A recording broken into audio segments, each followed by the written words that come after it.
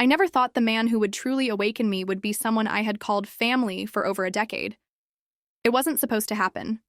He wasn't supposed to look at me like that, like I was a woman, not his stepdaughter. And I wasn't supposed to feel it. That rush of heat crawling over my skin. That flutter of guilt tangled with the unmistakable pulse of desire. I remember the first time it happened. How close he stood behind me at the sink, his voice low, his hand brushing mine. My body betrayed me. A shiver ran down my spine and I didn't pull away. I didn't want to. And now? I can't look at myself in the mirror without seeing what I've become. A wife. A daughter. And someone who crossed the line in the most unforgettable way. It didn't start as an affair. It started with a look. A forbidden look. I'm 31 years old. I've been married to Ethan for 7 years, and on paper, we have the kind of life that people envy. A quaint house in the suburbs, a Labrador named Milo, weekend brunches with friends, and a shared Google Calendar filled with dentist appointments and grocery reminders. Ethan is kind, steady. He brings me coffee in bed on Sundays and never forgets to kiss me goodnight. And yet, I often find myself lying awake at night, staring at the ceiling, wondering how I got so numb. It's not that Ethan did anything wrong. He's a good man, reliable, respectful, safe. Maybe too safe. Somewhere along the way, our marriage stopped feeling like a love story and started feeling like a business partnership. We split chores, discuss bills, plan vacations based on discounts. But he hasn't touched me like a woman in years. Our sex life, if you can even call it that, has withered into a once-a-month routine. Always in the dark, always under the covers, and always with me pretending to finish, just so he won't feel bad. There's no passion, no hunger, no sense that he sees me as more than the person who folds his laundry and remembers his mother's birthday. I tried to tell myself this was normal, that long-term relationships lose their spark, and I should be grateful for stability over chaos. But something inside me feels like it's dying. Quietly, slowly. I miss being wanted. I miss feeling skin-prickling anticipation, the dizzying ache of desire. I miss being seen. The worst part? I don't even feel angry at Ethan. I feel invisible. Like I'm fading in plain sight and he doesn't notice. Or worse, he does and he doesn't care. So I do what women like me often do. I smile at dinner parties. I post pictures of us holding hands. I nod when people call us relationship goals. And I pretend. Pretend that I don't fantasize about strangers in the grocery store. Pretend that I don't ache for something, raw and unfiltered. Pretend that I'm fulfilled. But deep down, there's a hunger.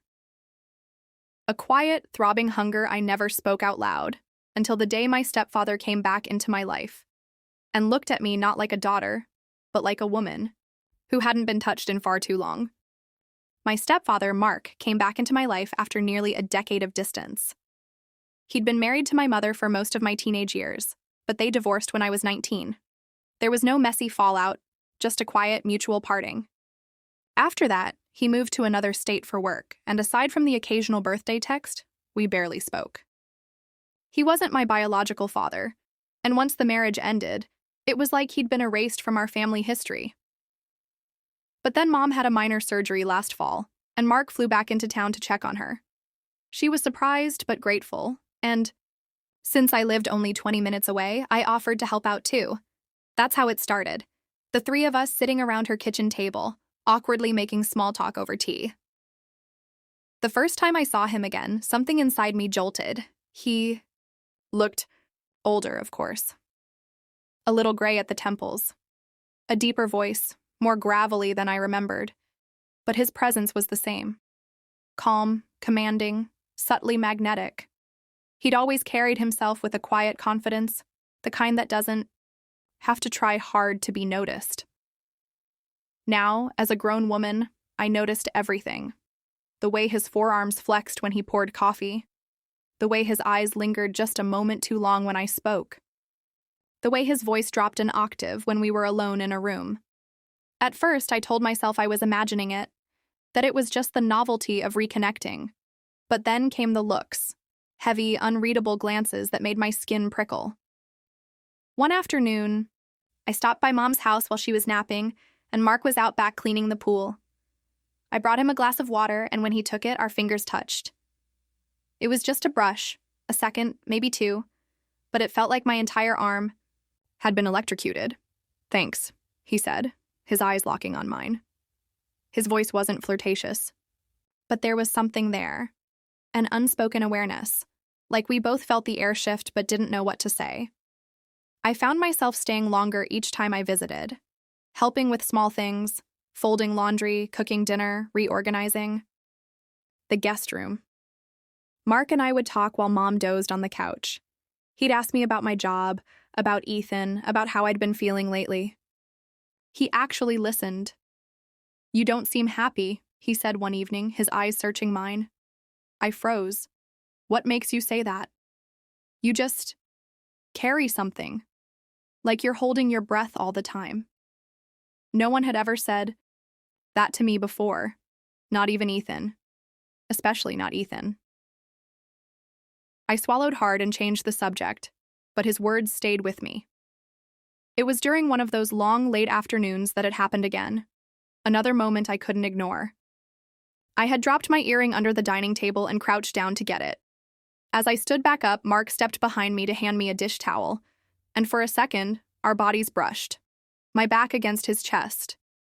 The heat of him, so close, so real. I turned to thank him, and we were face to face. His eyes darkened just slightly, his jaw tightening. Neither of us moved. Then he stepped back, cleared his throat, looked away. It would have been easy to dismiss it, to chalk it up to proximity or innocent clumsiness. But my body told a different story. My heart was racing, my thighs clenched involuntarily.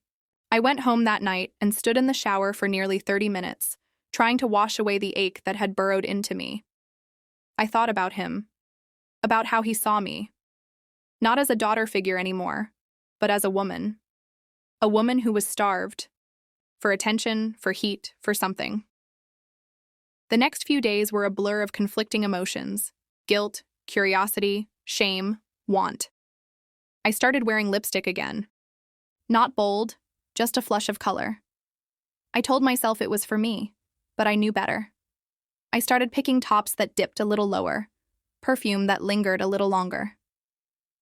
Mark noticed. One afternoon, as I was leaving, he walked me to my car. It was sunny, warm. I reached for the door handle and he touched my wrist gently to stop me. "You've grown into someone incredible," he said quietly. "You probably don't hear that enough." I looked up at him, stunned. "No," I whispered. "I don't." He let go, stepped back. "Let me leave." But the burn of his fingers stayed on my skin the whole drive home. And in that moment, I knew something had shifted. A door had opened, not slammed or kicked down, but just cracked.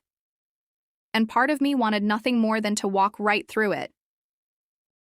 It happened the night it rained.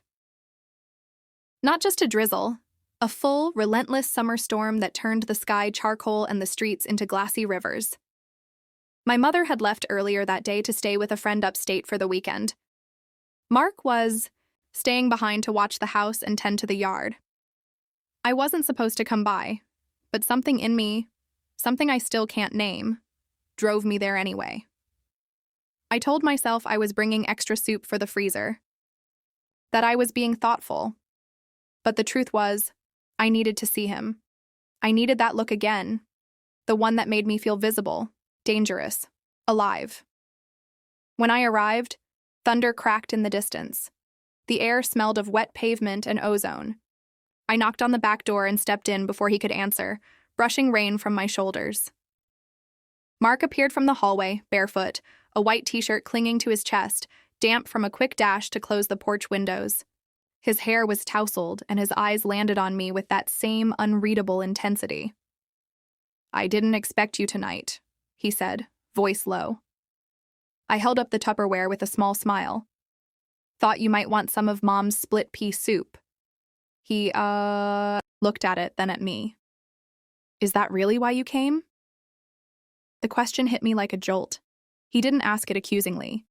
He asked it like he already knew the answer.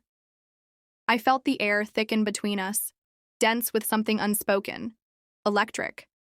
I should have laughed it off. I should have said yes and left. But I didn't. I just stood there, soaked and silent, while he took 2 slow steps toward me. Do you want to talk? He asked. I don't know what I want, I whispered.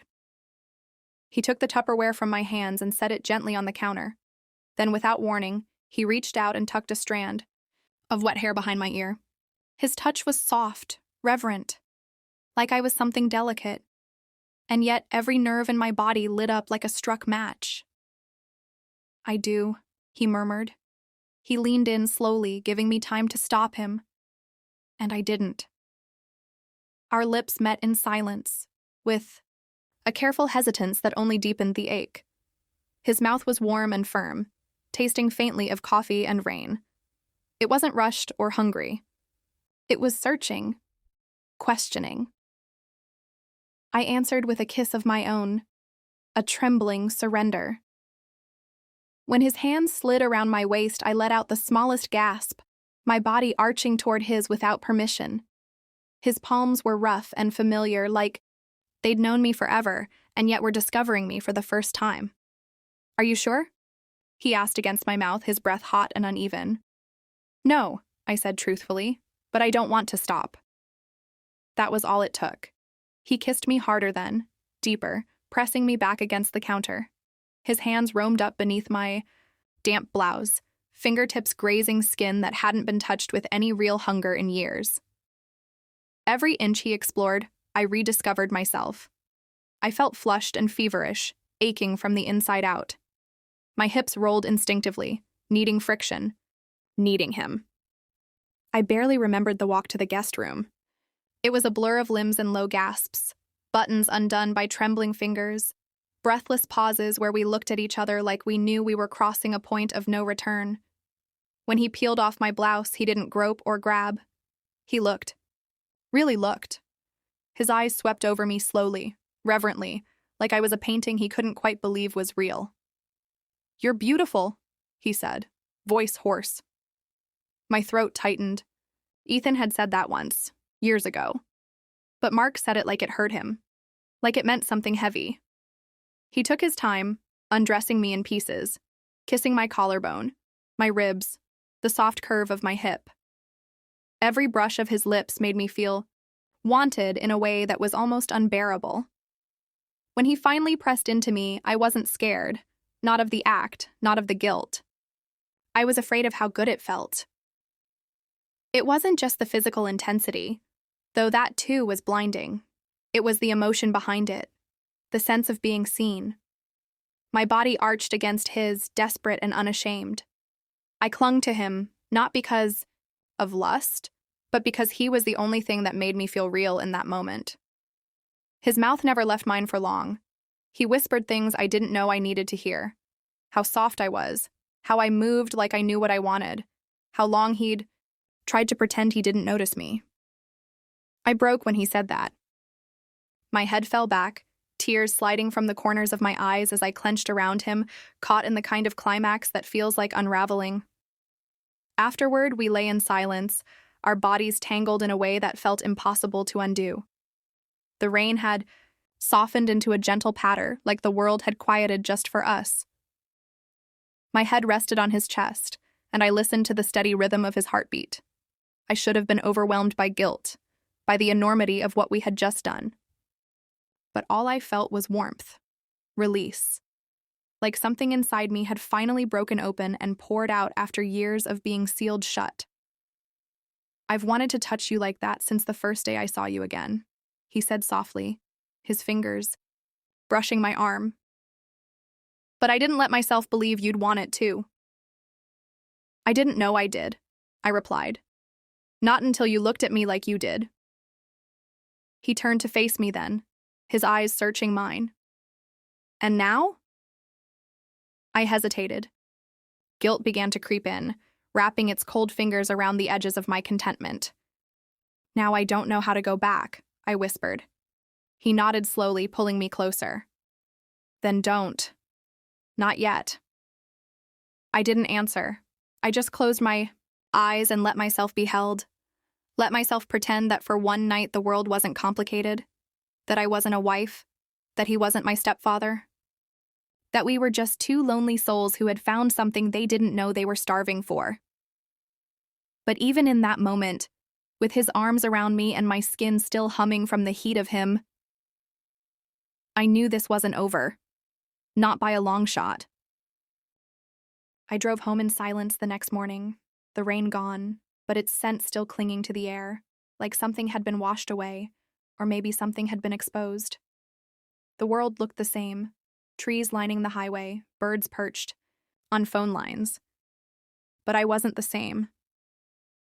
I could still feel Mark on my skin, his hands, his mouth, the weight of his body. I was sore between my thighs, and part of me liked that.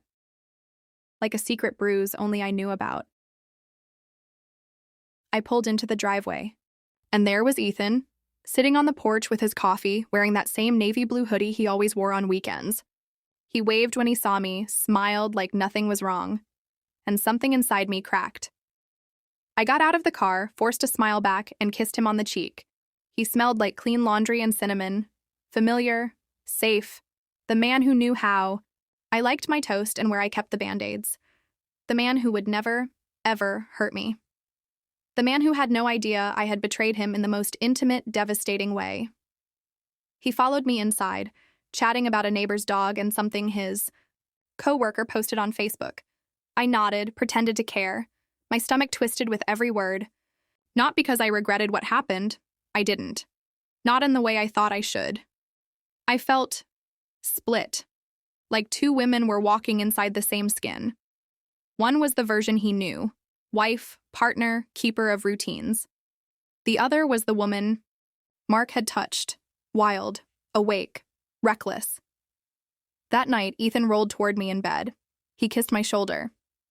His hand slid under the hem of my t-shirt, tentative, not hungry, a programmed gesture like he was checking off a box. I froze. He didn't notice. When he eased himself over me, I closed my eyes and tried not to compare. But I did. I couldn't. Not. Ethan was soft where Mark had been sure, hesitant where Mark had been hungry. He kissed me like a husband does, with familiarity, routine. Not with need. When he finished, he whispered, "I love you," and rolled to his side. I stared at the ceiling, my chest hollow, my body untouched in all the ways that mattered. That was the worst part. Not the sex, not even the cheating. It was realizing just how much I'd settled, how long I'd been starving in silence, convincing myself that numbness was normal. I got up and stood in the bathroom under cold fluorescent light. Looked at myself in the mirror. I didn't look different, but I was. I sat on the toilet and cried quietly, tears slipping down my cheeks without sobs. Guilt flooded in waves. Not for what I did, but for what it revealed. That my marriage was a shell. That I was a ghost in my own life. That someone else, someone unexpected, someone forbidden, could make me feel more in one night than Ethan had in years. And yet, I didn't hate myself. I hated what this said about the life I'd built, the woman I'd become, the quiet desperation I'd learned to live with. I avoided Mark for the next few days, ignored texts, made excuses. But I thought about him constantly. Every time I crossed my legs at work, every time Ethan kissed my forehead absent-mindedly, every time I looked in the mirror and remembered what it felt like to be seen like that. It wasn't just the sex. It was the way he listened, the way he noticed. And that scared me more than anything. Because if I could feel that alive with someone I wasn't supposed to want, what did that say about everything I thought I knew about love? What did that say about me? One night, I lay beside Ethan in the dark and asked, "Do you think I've changed?" He turned slightly, half asleep. Changed how? I don't know, I whispered. I just don't feel like myself. Lately. He mumbled something unintelligible and pulled me closer, his arm heavy and warm around my waist. And I lay there, curled in his embrace, feeling more alone than I ever had before. It's been 3 weeks. 3 weeks since that night with Mark. 3 weeks of pretending, smiling when Ethan tells a joke, cooking dinner, folding laundry, performing the role of a wife with just enough accuracy to keep the seams from splitting. But they're fraying. God, they're fraying. I see Mark in flashes. A passing glance at a family gathering, a text left unanswered, a memory triggered by the scent of cologne in a crowded elevator. Each time it hits me like a jolt, not just of desire, but of loss. Because I know deep down I can't have him. Not the way I want. Not without setting fire to everything. And yet, I still burn. I tried, really tried, to shut the door on it, to convince myself that what happened was a mistake, a moment of weakness. But every time Ethan kisses me, I flinch, not outwardly, just inside. Something recoils.